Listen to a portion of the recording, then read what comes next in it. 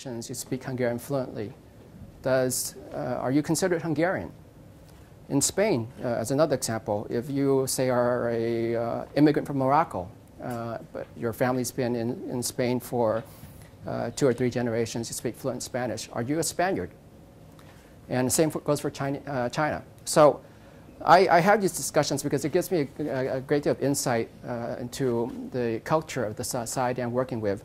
But it also helps me then to explore a little bit more about our own values as Americans. And so before we go into the article itself, I wanted to start by flipping or turning the tables a little bit and talking about what does it mean to be an American. So I open that up for anyone who wants to comment about that. And before you comment, make sure you introduce yourself. So what does it mean to be an American? Yes, ma'am. Well, these are all constructed identities. They're not necessarily something that's real. Like, it's something that changes over time.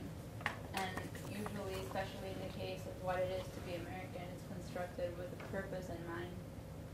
So sometimes when people say, oh, I'm an American, they say it in order to legitimate themselves, that it's usually something that is done in order to delegitimize others or to, exclude others. Like, it's something inherently exclusive without any rational necessarily or any actual reason to be. Okay.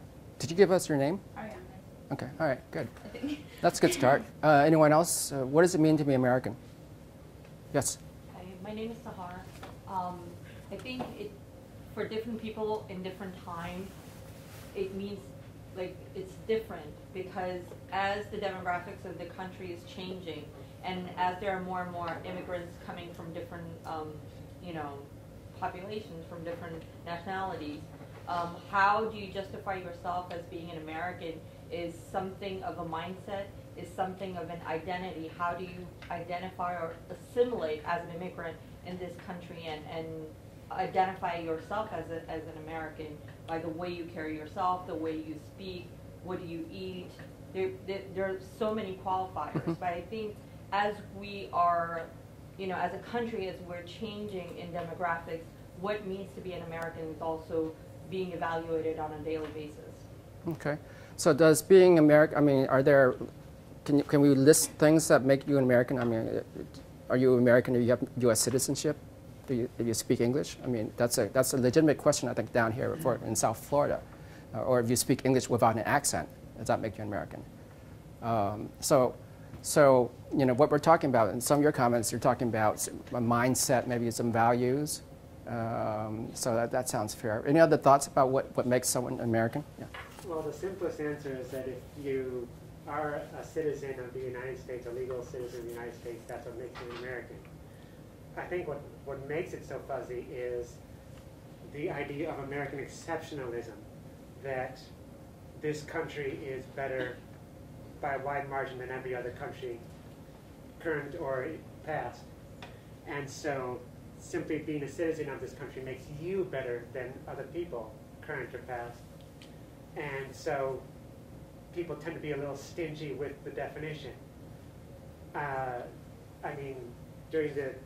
During the 2012 presidential campaign, some politician famously got in trouble for saying that in his heart, Obama is not a true American, whatever that means. And it's part of that stinginess that, I'm a bit less special if anybody can become an American just as easily as I did. Mm-hmm. Okay. Your name, please? Oh, Thomas. Thomas, okay. You had a feedback? Response to that. I think it's even without American exceptionalism, wherever, just with nationality in general, that's the purpose it serves. It serves the purpose of legitimizing yourself, and especially legitimizing having more control than others. Where I'm from, I hear that all the time. Like, I'm from Venezuela, and people say, oh, were you giving these resources away to people like Cubans or to Argentinians, and oh, who are these people who are coming to work here in our country, and you don't choose where you're born. It does, what makes it more legitimate for you to use the resources of the earth I mean, these are arbitrary lines drawn on a map, usually to disempower people and empower others. So why, like, you didn't choose that, so why are you caring? Sure. Yeah, I mean, I think it certainly matches what you're all saying. It matches certainly some of my own thoughts about what being American is. And it's not just citizenship, it's not just language, but it's also, with some exceptions, it's been a matter of choice. You know, either you or your parents or your ancestors decide to come here. As again, with certain exceptions. So that's a useful start. And then the other thing I wanted to raise then is a concept or a construct of the melting pot. Anybody want to talk about the melting pot and whether it's a valid construct or not? You all know what the melting pot theory is, right? Okay. Well, how about this? I mean, are we a melting pot, or is it more? I mean, the other construct is a salad bowl. Is that a better construct about what makes, you know, American society American society?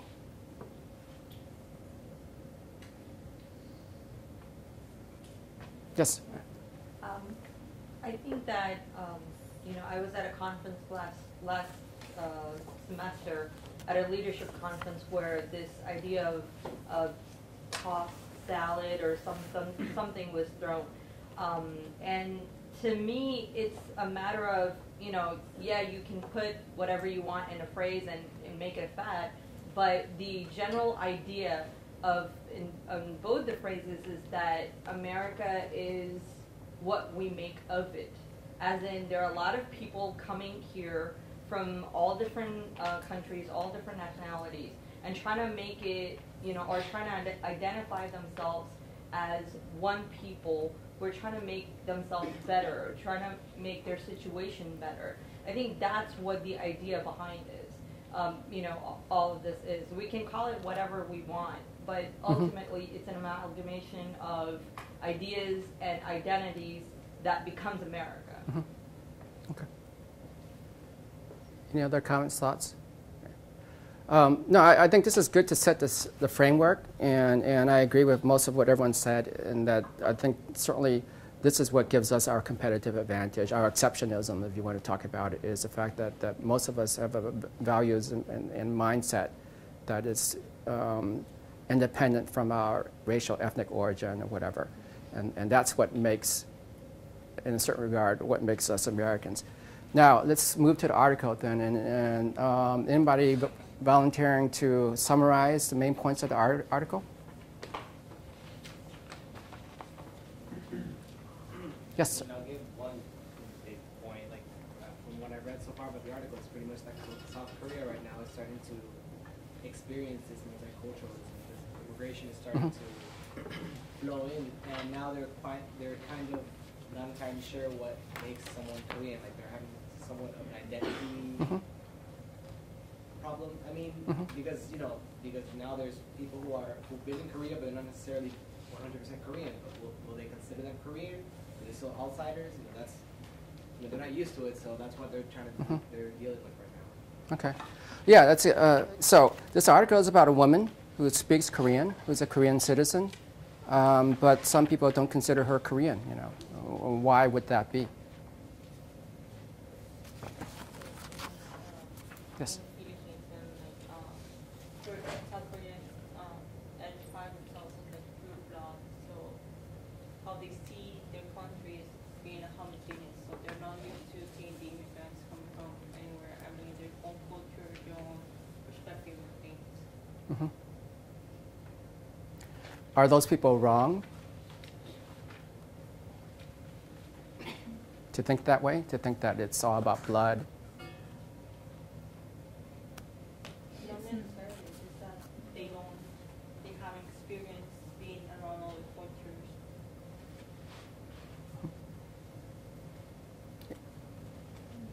Yes.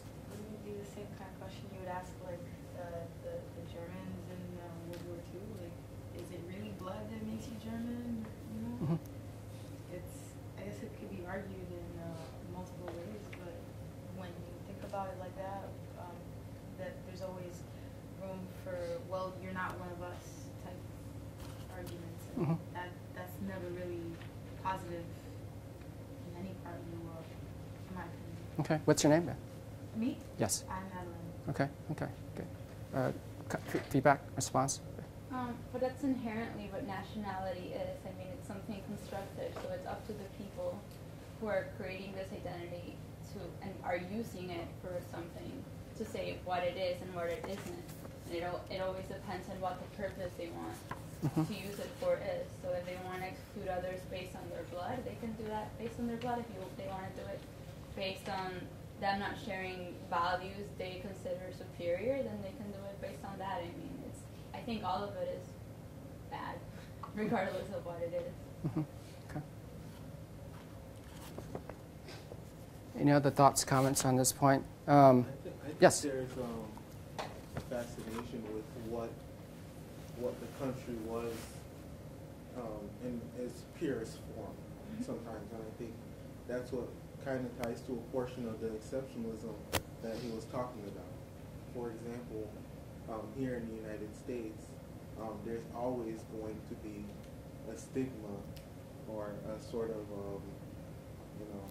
more of a acceptance or a privilege towards the white male construct, because that's how this country was founded. That's what it was founded upon.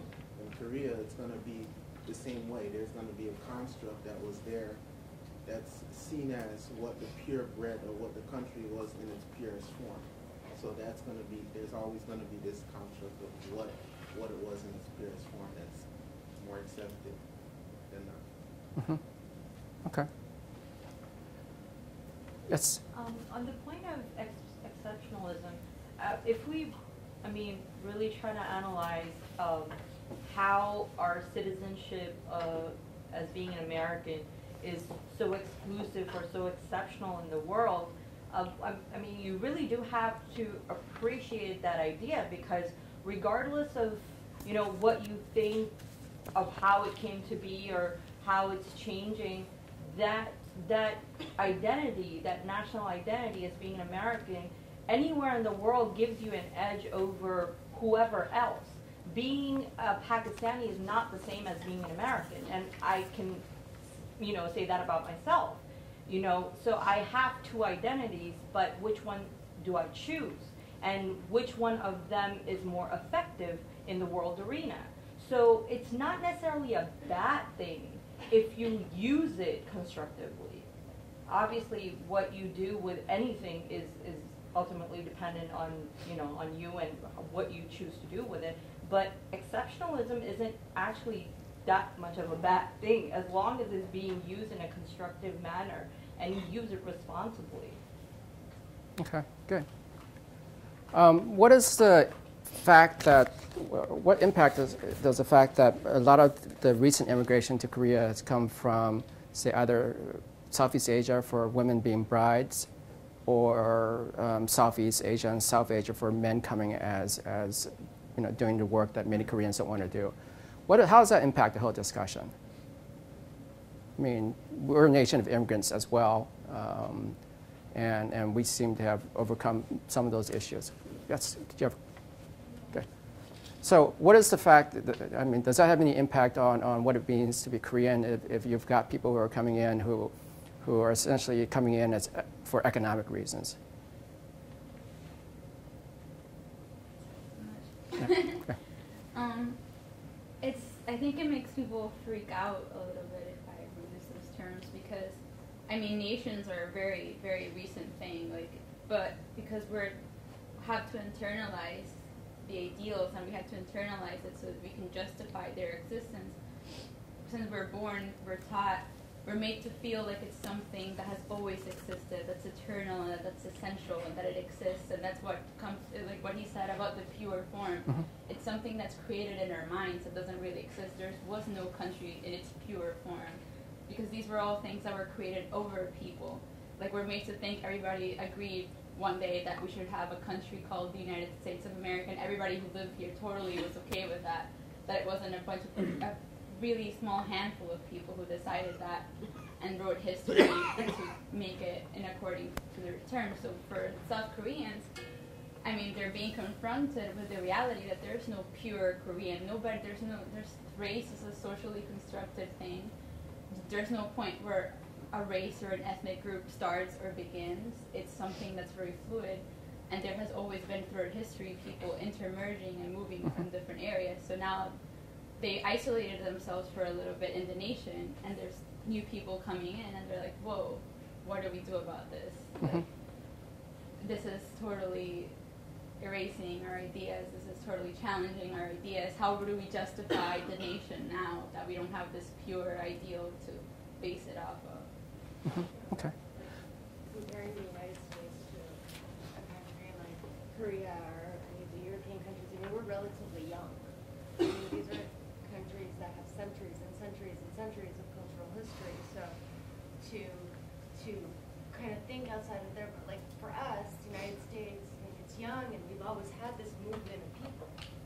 Whereas like in some other countries, conserving their cultural sanctity is extremely important. So it's more difficult for them to grasp this idea of people coming in, people not speaking the same language, bringing new cultural, globalizing their little nest of how things have always been. I don't think that's true, because the nation state is probably just as new in those areas as it is here. It's just different ethnic groups. I mean, one perfect illustration of that is immigrants to the United States when they came from places like China. They would come here and people would be like, oh, you're Chinese, when they would be like, I'm Chinese? What the hell is China? Like, I'm from this little region over here, I'm from this town, I speak this language, like, I don't know what you're talking about. So that just really shows how constructive these things are. Like, you know, even in times where there were kingdoms, or that were called the Korean kingdom or anything like that, if we could imagine that happening, that doesn't mean everybody there identified or was in agreement with the principles of the very existence of this kingdom. It's something that might have been forced over them. They might have not identified with it as much as they identified with their particular community or their family or anything like that, or case, just a bunch of different things. One thing I'll add to this then is the history of South Korea is unusual, and one of their main priorities is reunification with the North. So in the article, there's some mention of the fact that some people feel that it's going to be disadvantageous for reunification with the North, which is something that every South Korean yearns for. If South Korea starts to become less homogeneous, and loses some of that cultural identity. Does anyone buy that argument? That that in order to improve chances for unification with the North, that they should maintain again a more quote unquote Korean identity? I think it will definitely show them a challenge, because their immigration is going to bring more ideas, and it's more difficult to be able to please everyone. Once you have like a pure blood, there will be people that have been raised with the same values, same education, and probably think more alike than if you come from another nation and you bring your own culture. So it definitely will bring them more difficulty to be able to have a unified nation. If it gives them a disadvantage to North Korea, I don't think so. Because like North America, we have been able to manage immigration and still be kind of unified country. So it can give them actually an advantage. Yes. Richard, well, North Korea, there's policies in which purify the Koreans. I mean, even amongst the Koreans, they removed handicapped children and put them in prison camps and whatnot to have a pure, what they would call like a pure North Korean. You mentioned Korean history. Mm-hmm. The peninsula, the last 100 years and even before, they've experienced a lot of conflicts and a lot of foreign oppression and whatnot, and that's kind of been a catalyst to some of the ways people think of it, about their own indigenous culture. Okay.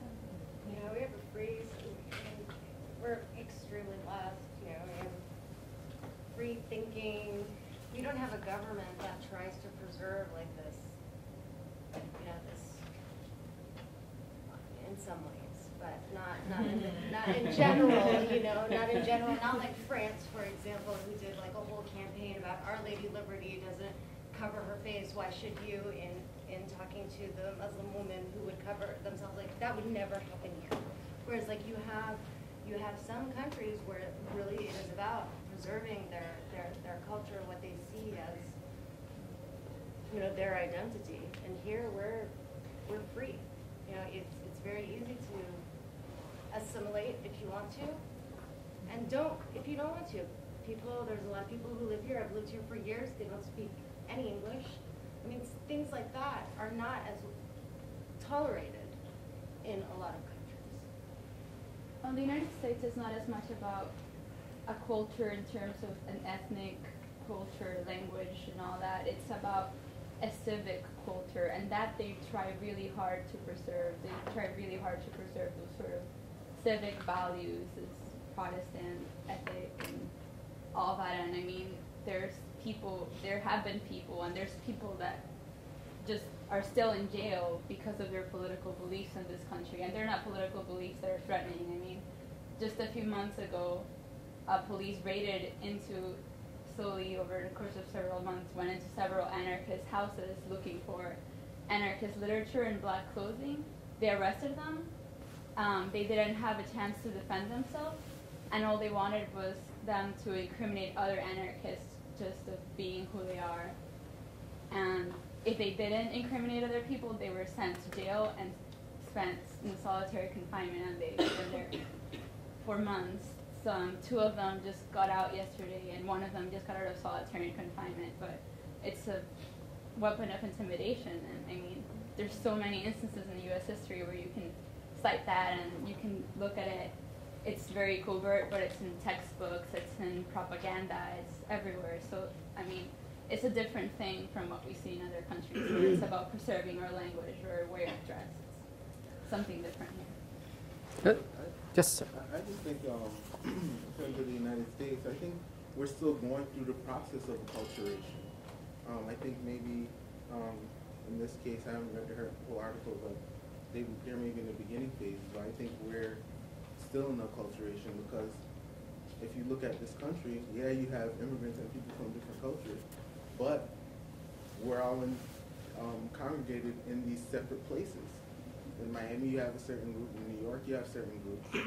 And I'm Haitian. You only have Haitians in Boston, New York, and Florida. That's it. So there are certain pockets where you have these certain cultures. So I think we're still going through the process of it. I don't think we figured it out. Yeah, we're fine. I don't necessarily. Okay. Let's talk a little bit about global models. I mean, South Korea is not unique in the sense that, there's some vague definition of nationality, whether it be blood or language or culture. I mean, and is it viable over the long term if you look at say, demographic models? I mean, let's take a case that some of you may know more about than I do, but Germany. Germany's had a system where they've welcomed people to come work in Germany for decades and generations, specifically the Turks. But it wasn't, you've had multi-generational families of Turks who call Germany their home, but they haven't, until recently, they haven't been able to apply for citizenship. They weren't considered citizens of Turkey. And there are other cases like that in South Korea. So, another example where you're bringing in welcoming, perhaps is too strong of a word, but you're bringing in people to serve an economic purpose, but then they are not considered part of the social or fabric. Is that over the long term? Do you think that works? I mean, this is going to be something that many countries. Luckily, we do have the U.S. is positive in that regard, in that we are still attracting a good number of immigrants. But Western Europe, East Asia, Japan, the population is growing. They don't have enough. The aging population is growing, and they're not going to have people to be able to staff the workforce.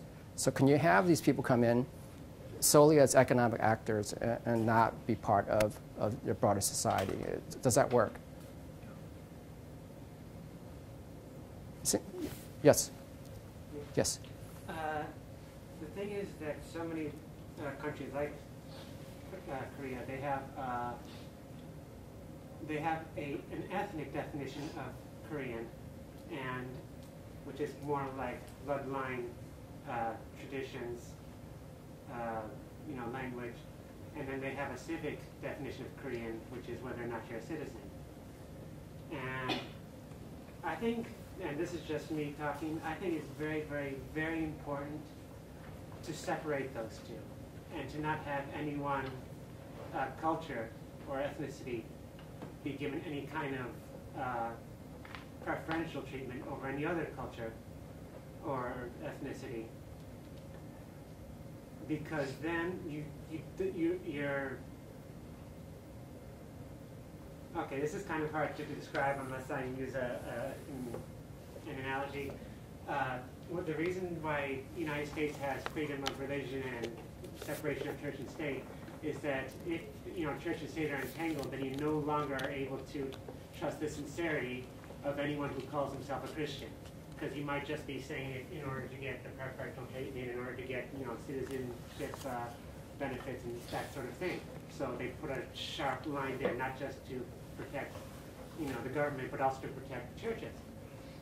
And I think it's the same way here. The people who want to give preferential treatment to ethnic Koreans, I think they're actually doing harm to Korean tradition, because now you no longer trust the sincerity of someone who says, well, I'm much more Korean than you are because, I have, look in my house, I have all these traditional artwork all over my house, and, maybe he bought them yesterday.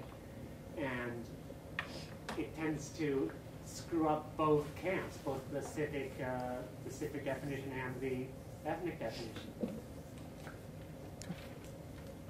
Yes? I just want to bring up one of my opinions. I've always considered the fact that culture was more of a politically driven term more than an economically driven term, because all over the world people leave their homes, leave their neighborhoods, leave people that they've known and loved their entire lives for economic reasons. And I mean, she mentioned a lot of examples of the United States.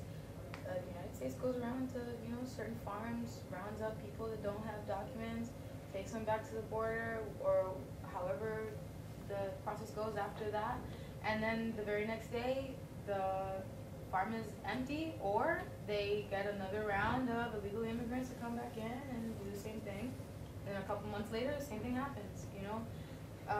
It's just, I guess the severity of the response politically varies from country to country, but it's a politically driven term. Your culture is not my culture, therefore you don't belong here. It's politically only, because a country that needs workers will always have the need for workers, and people will always be flocking to a place where they know that there are jobs, where they know that there is money to be made.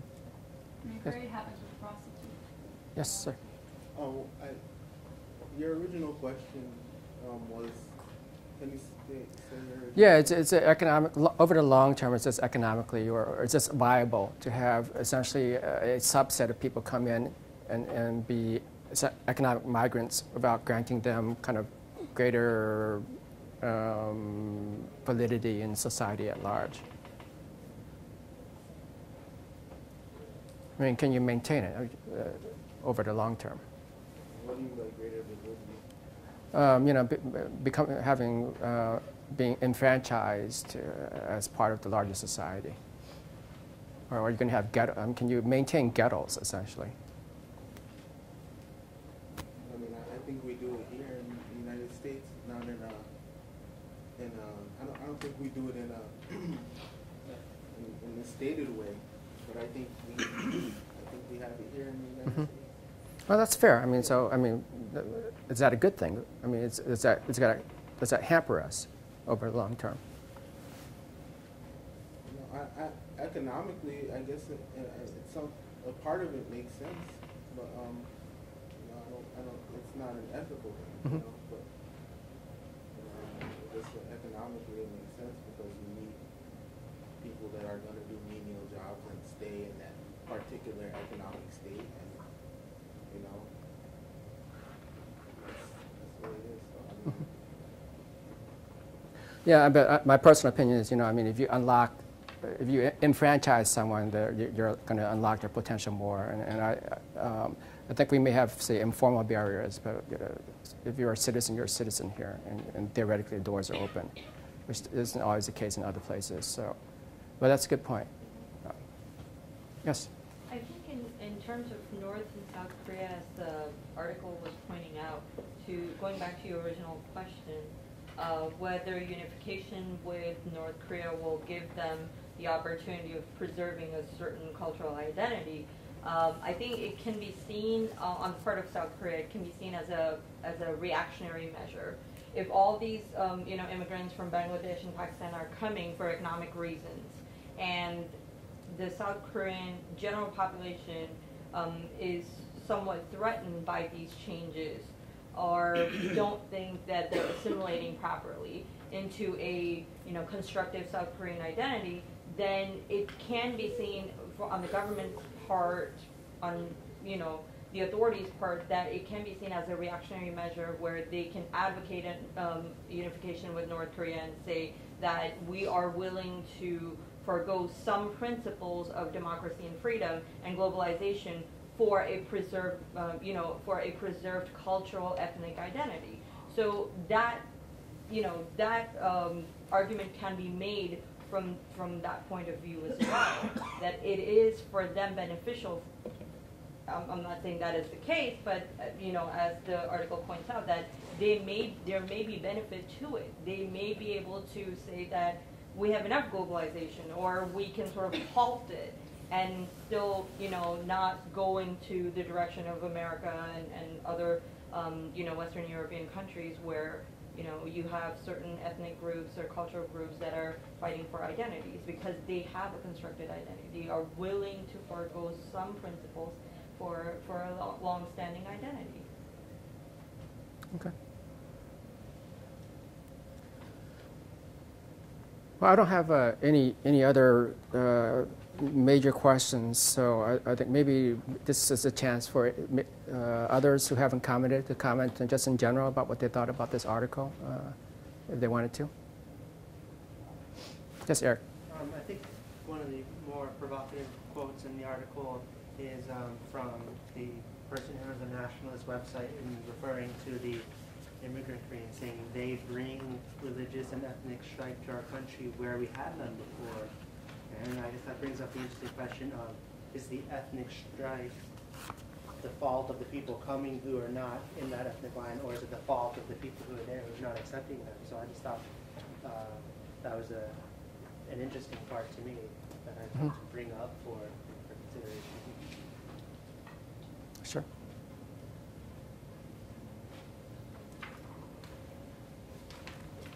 Any other thoughts, comments, feedback? You're saying they're blaming the victim? I mean, I kind of see this as, the parallel I see to this is when people say, gay people shouldn't adopt because that child is going to be made fun of in school, which I've heard that argument before, and my response to that is kind of like, well, maybe rather than stopping that situation happening, train your kids not to make fun of the kids that have. So it's kind of the same situation where it's like blame, like the culture is not going to accept this, so we can't let it happen, rather than should we be working on the culture accepting this. I don't know if people agree or disagree with that parallel, but that's what came to mind for me. Did you have an additional comment or thought? It was something completely perpendicular to where he was at. Okay. But I was reading an interesting article during the Summer Olympics where they were talking about how a majority of the athletes that were representing Haiti were actually born here and have Haitian parents. So a lot of people from Haiti look, frowned upon that.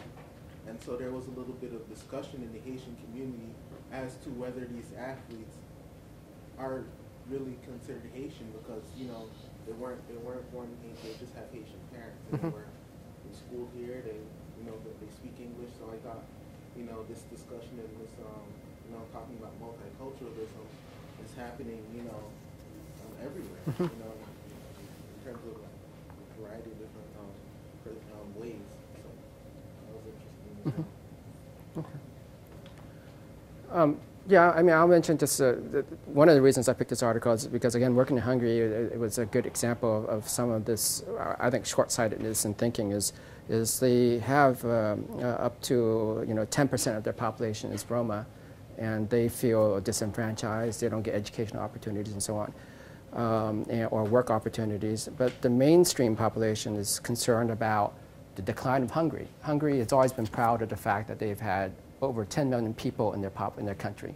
So when, in the most recent census, they dropped to under 10 million, it was a national tragedy. So one of the things they did to try to correct that was to pass a new citizenship law, which opened up citizenship to Hungarians outside of Hungary. And all you need to do was, be able to present some proof of Hungarian roots, however you define that, and then pass a say, basic test of Hungarian, which is a tough language. So I'll grant them that. So, that meant, rather than someone from, say, Cleveland, Ohio, who had, Hungarian grandparents who could maybe speak a few phrases of Hungarian, could go and apply for Hungarian citizenship and all the benefits therefore. And whereas you still have people, again, who've been living in Hungary for generations who are still marginalized and not being supported by their government or by their society. To me, that was I didn't think that was a great option, and I think many other countries are kind of toying with the same ideas about how to balance this cultural ethnic identity with being a modern nation state. So, yes. I think a perfect thought of that is like the whole economic question. I mean, what Evelyn brought up about immigrants coming here to work, and in North Korea and South Korea, it happens a lot that there's a lot of investment in like slavery in Thailand and like prostitution in Thailand, but then when those Thai women go to South Korea, hold the phone, we can't have you here.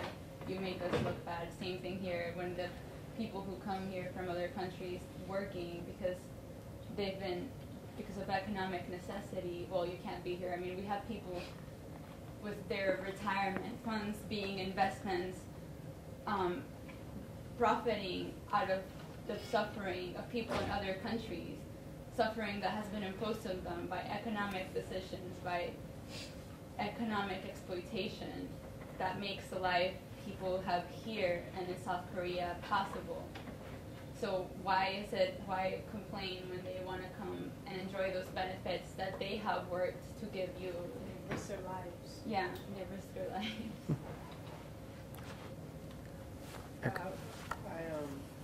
Going back to the topic of this as it relates to the reunification of Korea, I'm not very familiar with that dynamic, and I was wondering if you can maybe expand on that, because the two things I'm kind of curious about are what exactly the South is looking for in reunification, considering all the governmental and economic problems in the North, and if the North reciprocates that desire at all.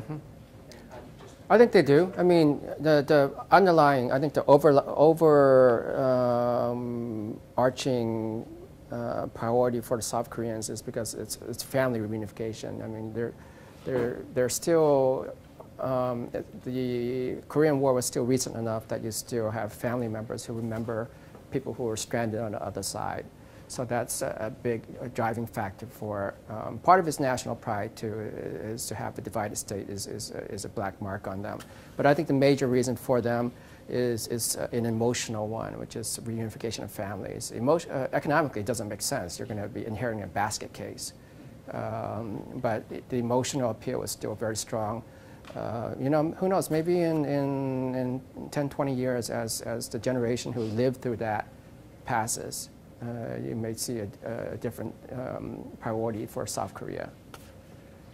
And so it is true that one of the main philosophies of North Korea is this juche, which is self-reliance and per-Korean bloodlines and so on.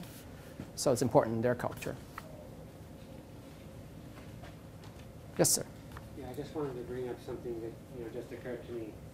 One of the issues having to do with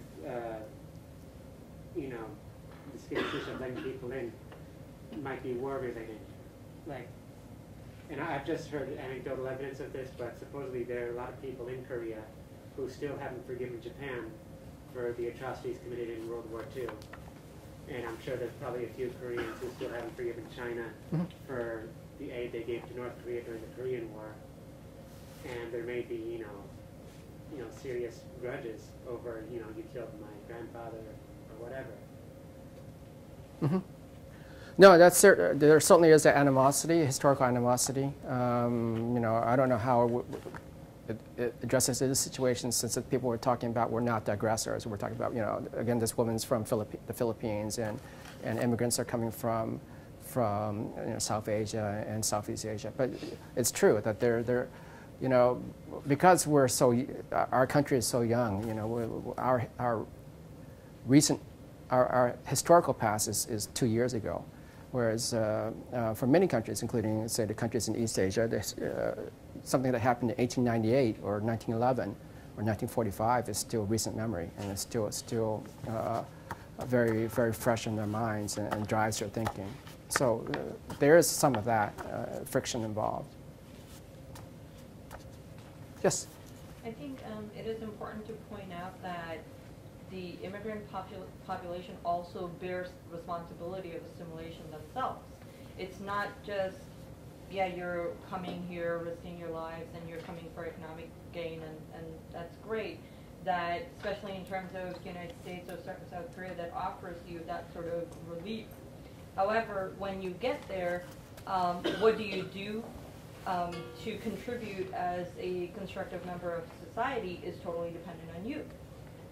You cannot expect established people to just willy-nilly accept you for who you are as a group, when you know very well that, first of all, your position in the society is not established, politically it's not established, economically you're not that well, and those are the realities of being an immigrant. Those are the realities of surviving in this world, whether it's America or South Korea.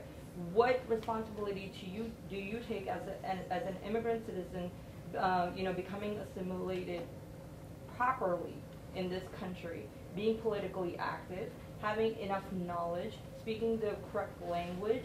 All of this goes into it. So, I mean, as I said before, I can understand their apprehension towards immigrants coming in from South Asia or Southeast Asia, but the responsibility has to be between both the parties, not just South Koreans who are living there, but also the immigrants who are coming for whatever reason. Mm-hmm. Okay, good. Good. Any other thoughts, Scott? Yeah. To respond, I completely agree that there's responsibility on both sides. So that's a very good point to bring up. And it's like the thing that always comes to my mind when that point is brought up is, you mentioned like an example of an immigrant assimilating and voting. The natural-born citizens, like referring to the U.S., like never had to do that assimilation of I'm going to be civic and vote. As a natural-born citizen, I never had to take a citizenship test or have to vote.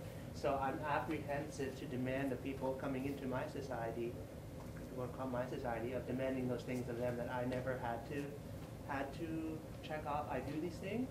So I agree that there's some responsibility on both sides. I'm hesitant to take that point too far for that reason personally. Okay. Final comment, I think. Yeah. I'm really like apprehensive about that. I mean, why should you, when you're moving to an area, a geographical area, because of exploitation you have suffered in where you live, that may be a result of the power that people have in that area that you're going to, why should you, when you're escaping a government that was implemented by the United States in order to exploit your territory better, in order to get your labor cheaper, or why should you, when you're having to cross the border because there's so much poverty imposed in your side of the border because of economic policy, because of multinational corporations like stealing your crops and saying you can't plant this or that, and you have to go across the border to work for nothing so that people can go and buy cheap tomatoes in the supermarket and feed themselves, how can those people be entitled to say, oh, yeah, my whole livelihood depends on you, and I totally wouldn't be able to afford food if it weren't for you, but you have to assimilate to my cultural values. You have to, even though I have no reason to be entitled to this. I mean, you might live in Miami and I may live in Arizona, and I'm telling you what to be like. Like, why? How does that entitle somebody? Like, I actually want an answer to that. Like, did you have any, I mean, did you make any effort to be born where you were born?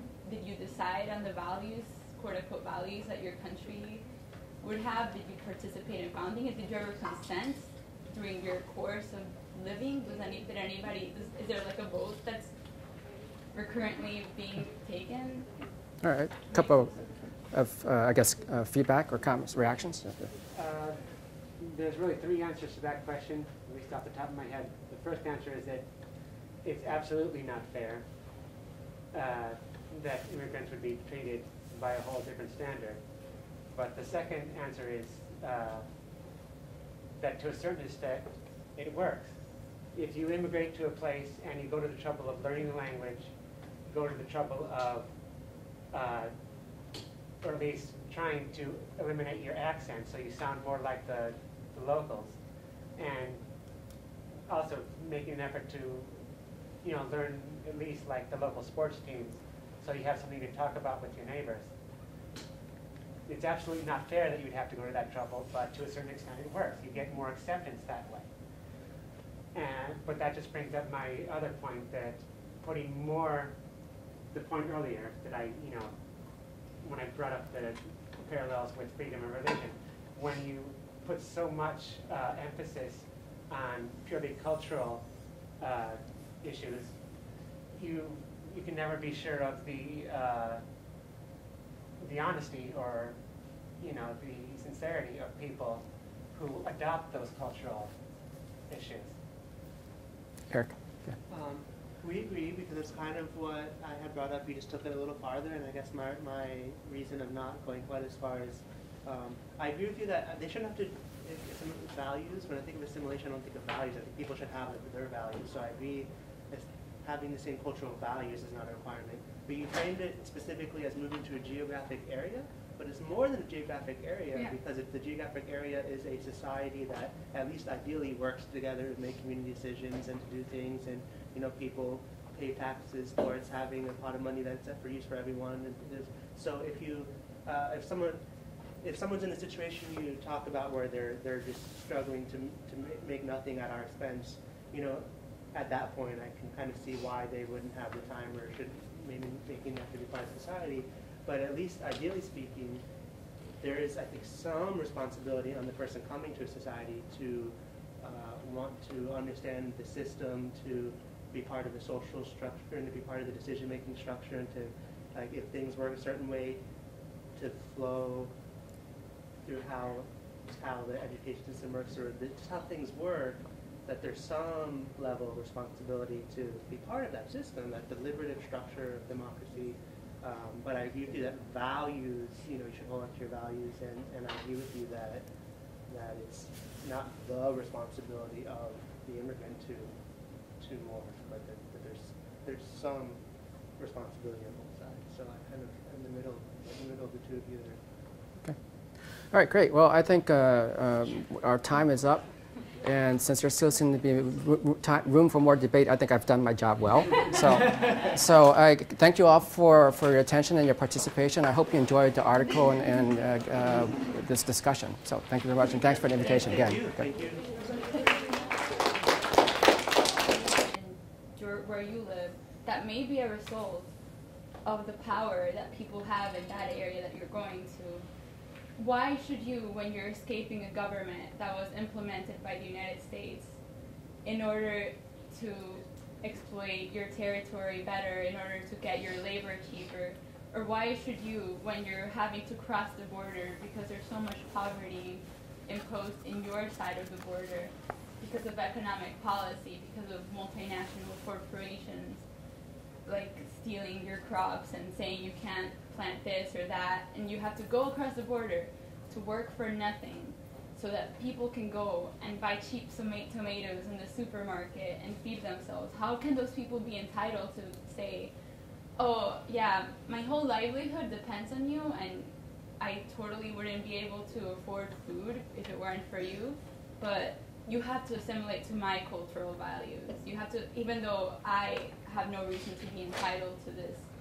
I mean, you might live in Miami and I may live in Arizona, and I'm telling you what to be like. Like, why? How does that entitle somebody? Like, I actually want an answer to that. Like, did you have any, did you make any effort to be born where you were born? Did you decide on the values, quote unquote values, that your country would have? Did you participate in founding it? Did you ever consent during your course of living? Is there like a vote that's currently being taken? All right, a couple of, feedback or comments, reactions? There's really three answers to that question, at least off the top of my head. The first answer is that it's absolutely not fair that immigrants would be treated by a whole different standard. But the second answer is that to a certain extent, it works. If you immigrate to a place and you go to the trouble of learning the language, go to the trouble of, or at least trying to eliminate your accent so you sound more like the locals, and also making an effort to, learn at least like the local sports teams so you have something to talk about with your neighbors. It's absolutely not fair that you'd have to go to that trouble, but to a certain extent it works. You get more acceptance that way. But that just brings up my other point, that putting more, the point earlier that when I brought up the parallels with freedom of religion, when you put so much emphasis on purely cultural issues, you can never be sure of the honesty or the sincerity of people who adopt those cultural issues. Eric? Yeah. We agree, because it's kind of what I had brought up. You just took it a little farther, and I guess my reason of not going quite as far as I agree with you that they shouldn't have to values. When I think of assimilation, I don't think of values. I think people should have their values. So I agree that having the same cultural values is not a requirement. But you framed it specifically as moving to a geographic area. But it's more than a geographic area, because if the geographic area is a society that at least ideally works together to make community decisions and to do things, and people pay taxes towards having a pot of money that's for use for everyone. And so if someone's in a situation you talk about where they're just struggling to make nothing at our expense, at that point I can kind of see why they wouldn't have the time or should maybe making that to be part of society. But at least ideally speaking, there is, I think, some responsibility on the person coming to a society to want to understand the system, to be part of the social structure, and to be part of the decision-making structure, and to, like, if things work a certain way, to flow through how the education system works, or just how things work, that there's some level of responsibility to be part of that system, that deliberative structure of democracy.